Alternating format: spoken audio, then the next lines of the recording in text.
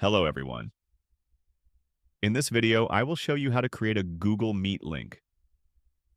To get started, open any web browser of your choice.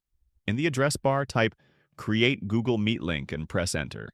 This action will lead you to relevant results about Google Meet. Now click on the first link that appears, which should be meet.google.com. Once on the home page of Google Meet, look for the blue button labeled New Meeting. Click on it. You'll see three options presented: create a meeting for later, start an instant meeting, and schedule in Google Calendar. Each option serves different needs depending on when you want your meeting to occur. If you choose create a meeting for later, a new window will pop up, showing your joining information along with your unique Google Meet link right there. This is what you'll share with participants who will join at another time. Alternatively, if immediate interaction is what you're after, select Start an Instant Meeting. Clicking this will launch a live session right away.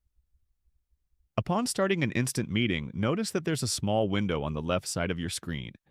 Here lies another opportunity. You'll see your own unique meeting link ready for sharing. To share this instant meeting link with others, simply click on the copy icon next to it.